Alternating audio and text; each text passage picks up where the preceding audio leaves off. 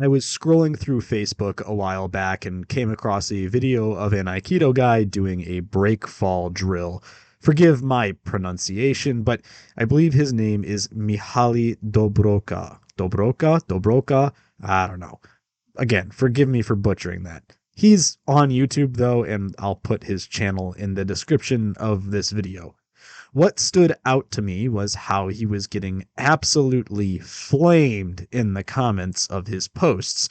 Some of these comments are on screen for your viewing pleasure. For a long time now, I've been fascinated by this kind of reaction to Aikido.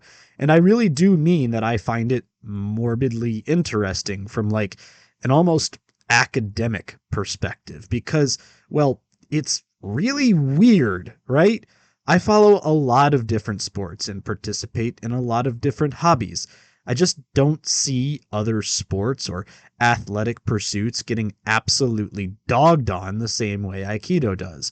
No one goes into martial arts tricking comments, for example, and lights up the practice because the kicks aren't really for fighting. No one complains about volleyball not being quote unquote real. It's just volleyball. I suspect Aikido in particular gets this sort of attention because people interpret it as a kind of deception. Aikido calls itself a martial art, and martial arts are for fighting, and what people are seeing in that Facebook video clearly isn't for fighting, therefore it's fake and deserves all the public shaming it gets. The problem is that this position, of course, is just an assumption from beginning to end. Longtime viewers will know that I've spoken about how to martially express Aikido in the past, and despite mainstream trends, I think we are living in an exciting time for the practical development of Aikido. Way back in 2017, I believe, Rokas posted his Flashpoint video about MMA versus Aikido. Now, to be clear, I was, at that time, training Aikido in Japan more seriously than I ever had before, and Rokas's video neither surprised me nor deterred me from my training. I even showed the video to a few Japanese Aikido friends at the time, and they sort of laughed, saying, yeah, this is the outcome I would expect. It's not what Aikido is for. Now, I have no ill will for Rokas at all, just so it's on record. I know some Aikido people, I think somewhat irrationally, really dislike the guy. I don't. I only bring this up to illustrate that Aikido is, from a martial perspective, moving in a positive direction. Something the popular commentary seems to conveniently forget about Rokas's initial post was that he asked for video evidence of Aikido working. Evidence that we now, I am pleased to say, have in spades. I'm showing a few examples on the screen now, and even Rokas, the man himself, has contributed to this catalog. So it is interesting that now detracting commentary has shifted away from the show me video proof to now claiming what I just showed you doesn't look like Aikido, or that it would never work in pro MMA. The point of this video isn't really to focus on the irrational moving of goalposts in Aikido detractors, though. Instead, I want to point out the irrationality of the assumption that Aikido, even practiced for aesthetic purposes, is somehow fake. First and foremost, the term martial art is extremely new, seemingly coming into existence in the late 1950s to 1960s. Largely as a translation of the Japanese word budo. As is typical with translations, however, a lot of nuance was lost. Budo in Japanese was popularized by Judo's founder, Kano Jigoro, who conceptualized it as a form of education. Meanwhile, the West has a similar tradition of seeing martial arts through a lens of character building, but it is much less overt and mostly forgotten. A quick browse through old manuals from the 18 and 1900s, however, will very quickly reveal that this idea is not at all foreign to the Western tradition. The usual criticism brought against Kano's idea of martial arts as education is that plenty of martial artists are sort of assholes, even long after they started their training, and this is true. There really isn't any indication that knowing how to fight suddenly makes a person more moral. If that were the fact, then lots of champions would be really good people, and I can think of like a dozen champions just off the top of my head who absolutely are not good people. But therein lies the issue. Kano never really conceived of his system as one that was for fighting or even for competition, which is the typical assumption that Westerners make about judo and martial arts more generally. I'd argue, in fact, that Kano was actually quite successful in making more holistic people, people who were more educated and more moral. Many of his students, both judoka and academic students, would go on to hold high offices and have prestigious jobs in Japanese society. I largely believe the apparent failure of martial arts as education is simply because the practice more or less died with Kano himself. Keep in mind, judoka under Kano weren't just learning judo, but a slew of other disciplines as well, and many of his brightest pupils had to have weekly meetings with him to give reports. Kano himself deplored excessive competitive participation. To him, competition served only as a tool to measure growth. Martial competition as a goal unto itself was empty because it wasn't applicable to society at large. I'm taking you down this tangent to illustrate that while there is some debate in Japan, practicing a Budo is not synonymous with being a fighter. It never has been, and it still isn't today. Most Aikidoka I train with will openly tell you they have no interest in fighting.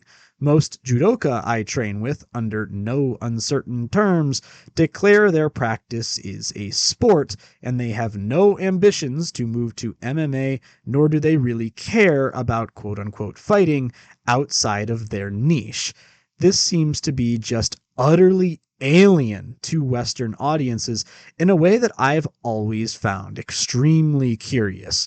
Because Western audiences have no problems understanding that sports are sports. Volleyball is volleyball, tennis is tennis. But when it comes to martial arts, suddenly we are discussing something that has nothing to do with sport or art, but some illusionary realm of pure combative effectiveness, that everything is on a pipeline to street effectiveness or MMA or both. No one really wants to judge a martial arts by its own standard, by its own conception of itself. That's just not a thing that Western culture does for some reason. Now, let's circle back to the initial Aikido Facebook posts. What's so fascinating to me is that Westerners, not that long ago, invented the term martial art and packed it full of Western cultural assumptions. By itself, there is nothing wrong with that. It is a very useful shorthand.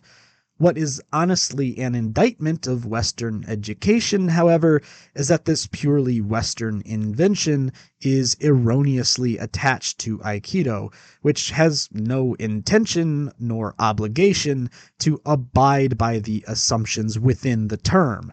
And when Aikido fails to live up to that invented standard, it is deemed as somehow fake, even though it's like the two cultures are reading from two completely different scripts, because they are.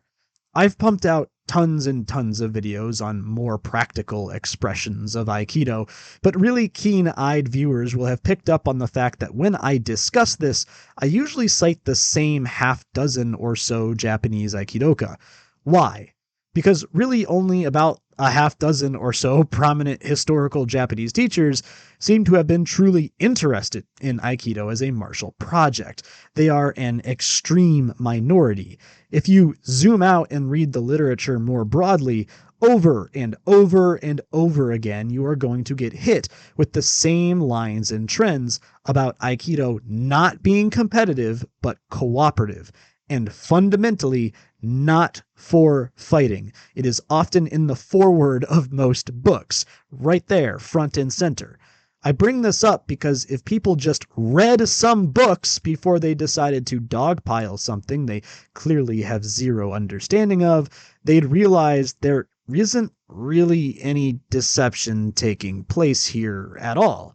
In fact, I think there is an argument to be made that the push for a more martial Aikido is relatively new and relatively Western in origin, really only made possible through the communicative features of the internet. Yes, there are some of those teachers in the Japanese tradition who are sort of prototypes and predecessors, but as a broad movement, I think it's kind of an innovative thing. In light of that, the fact that we've gone from Rokus's video in 2017 to an increasing number of live sparring videos demonstrating Aikido in the span of about 8 years, well, I think that's impressive. That is why, despite everything you might read or hear about in the popular narrative surrounding Aikido, I'm actually fairly optimistic about the future of a martially pragmatic expression of the art. Make no mistake, I do think it's probably going to take another 10 or 20 years even, but I think we're on the right track. I do want to talk about the aesthetic expression of Aikido here for a moment, the sort you see in the initial Facebook post that inspired this video. I know for a fact that Mihaly, the source of that post, trains with one Shirakawa Ryuji sensei. Now, I'm uncertain if he is a direct student or not, but the influence is undeniable and he's absolutely been in some videos with him. Shirakawa sensei is, without a shadow of a doubt, the most successful Aikido person online today. The man has a channel of over 500,000 subscribers, which is genuinely mind-blowing considering his is not an English-speaking channel, obviously. Shirakawa sensei has never been deceptive about the muse behind his practice.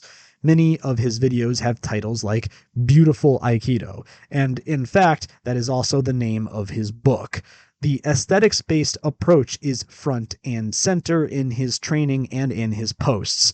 I know many people who dislike that, even within Aikido itself, but claiming his posts are somehow fake or a deception is just flatly incorrect. All you have to do is read, and you will realize that's not the case.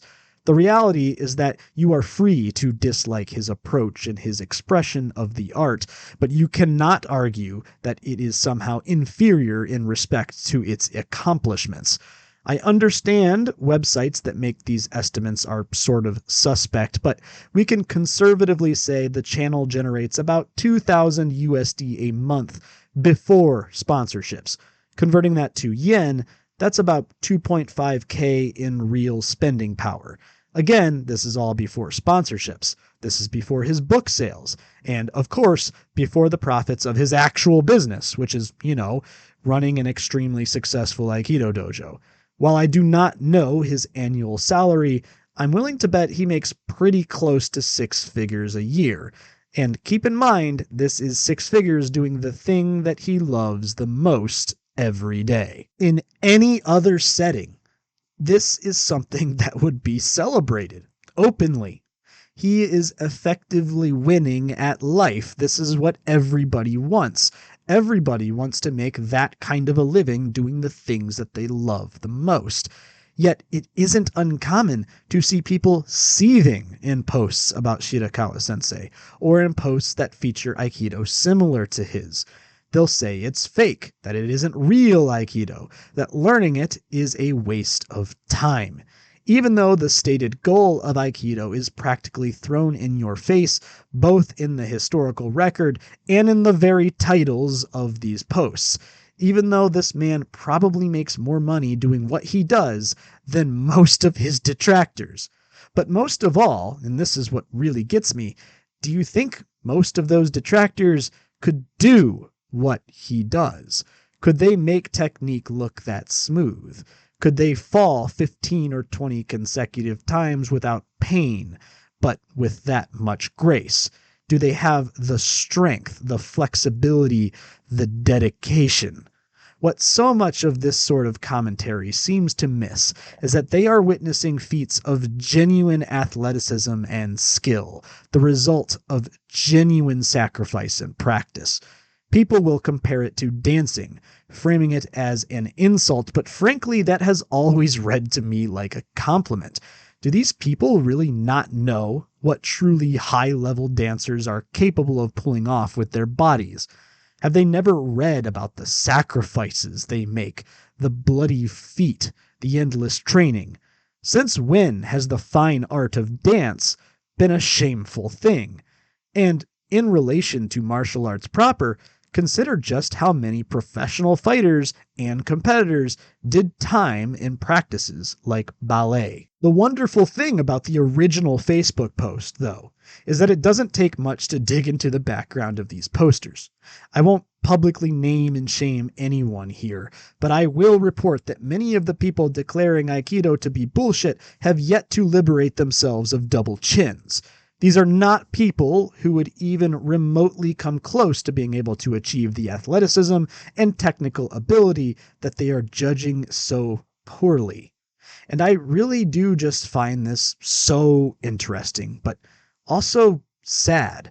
It probably surprises no one, but I'm very much an adherent of that old tradition of martial arts being coupled with proper education. I increasingly see a broader martial arts audience whose understanding of martial arts is essentially decided for them by 10-second viral clips or by copying the sentiments of a popular podcaster.